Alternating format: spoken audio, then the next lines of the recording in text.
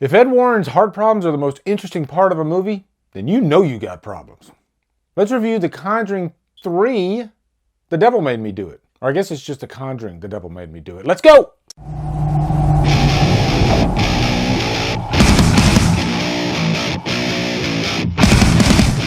The Conjuring, The Devil Made Me Do It stars Patrick Wilson, Vera Farmiga, and is directed by Michael Chavez. What's up, guys? I have a series called Drumdums Rips a New A-Hole, and if it's a movie that I really don't like, I give it that title. And it doesn't necessarily have to be a Looped in Hell. And by the way, I've only given maybe 4, 5 Looped in Hells in my entire 6-year run on YouTube.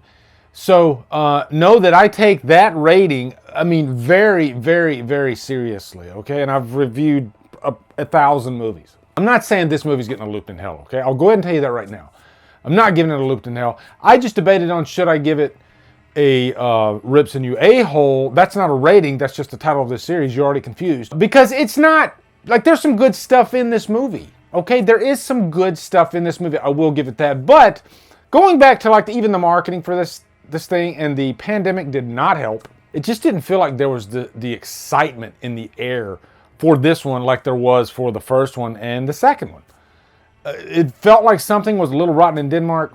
And also, Michael Chavez, who's a decent director, okay? I'm not going to completely say he's a shit director, but I wasn't the biggest fan of Curse of La Llorona. But also, we got the Curse of the Three, you know? There's so many franchises where the third movie, especially if there's like only 3 or 4 or 5 movies, it seems like that's where you start getting your sharp drop off. Not always, but sometimes. Hell, even Return of the Jedi is not nearly as good as Empire Strikes Back in my book, but that's for another discussion. But anyway, before we dig deep, let's give you a quick plot synopsis. This is another one of those cases of Ed and Lorraine Warren, and we're going to get into them too, because I have some thoughts.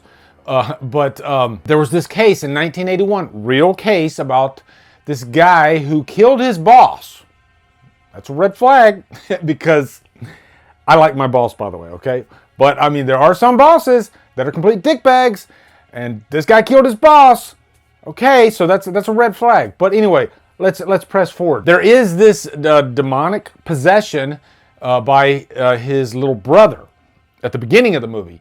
Opens up with a nice little exorcism, some good contortion demon shit going on. Very well directed scene, very chaotic, very crazy. I did like that part. The demon passes to the son, and the son basically tells, you know, the demon through his little brother, take me. My brother has been dealing with this for months, take me now. And so it passes to him, and so when he's at work, conveniently he kills his boss. So this guy's on death row. And the Warrens, they come to the case, they care about the kid, and they want to prove him innocent by reason of demonic possession. This is something that doesn't really work out that well. It only happened a couple times in the past, and it didn't go that well back then. And I'm not going to tell you how it goes at the end of this movie, if he gets off or not.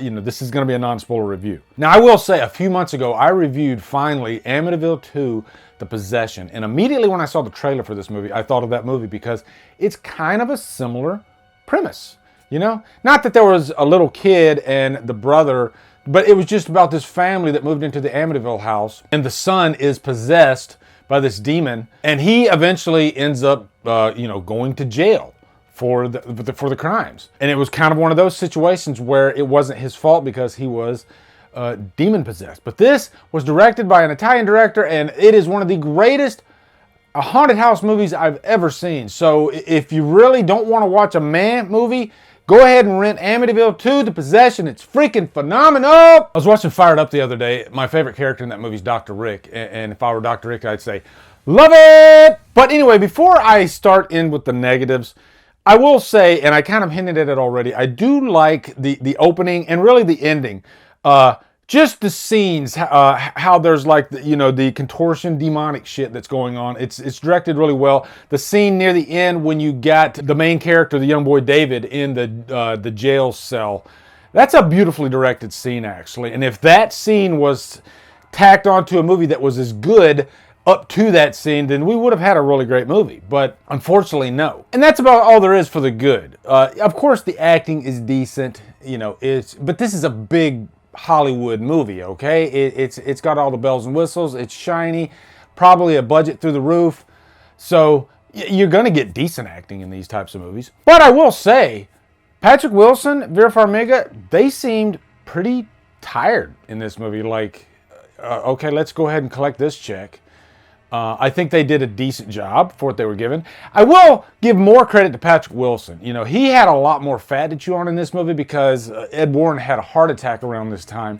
And so he had to deal with that throughout the course of this movie. Acting like this character that had a heart attack, how does he deal with that? And I like that they went that extra mile. I think they almost went too much of an extra mile, maybe 2 miles, because that felt like the most interesting thing in the movie, was watching this guy just suffer throughout because, you know, of his condition. But it does seem like they try a little bit too hard to hone in on the relationship between Ed Warren and Lorraine. Just, you know, kind of highlighting how much they loved each other. And I'm sure they did love each other. But it feels like they're trying to make up for the fact that a lot of these cases, there's a lot of liberties taken, you know. And I don't want to use the word bullshit, but there are quite a few moments in this movie where I'm like, there's no way that happened in real life.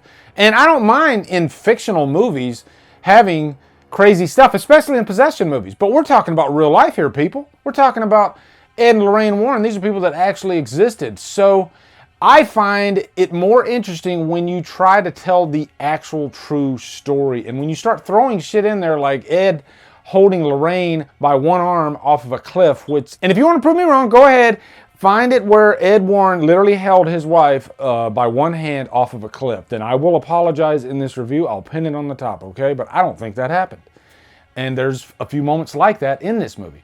Also, the demonic stuff, you got to come with your A game these days in a possession movie, okay? Because we do have some heavy contenders out there.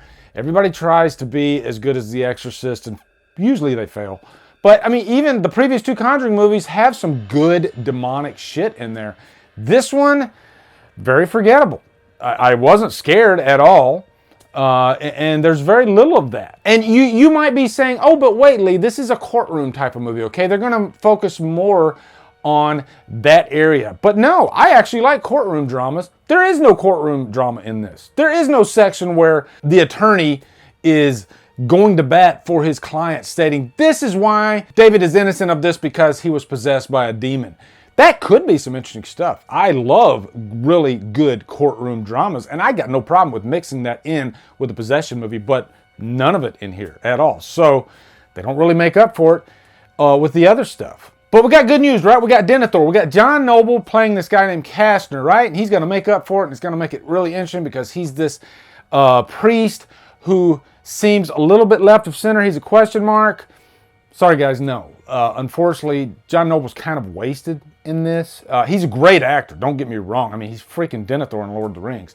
But where they went with the character was kind of like, okay.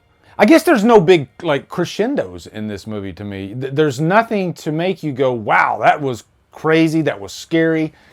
None of that. It all just kind of felt bland and boring. And I hate to use the word boring, but that's what it was. And I think that's one of the biggest crimes that you can make if you're going to make a film, is to make it boring. Don't make your audience want to fall asleep, because that's what happened to me in this movie.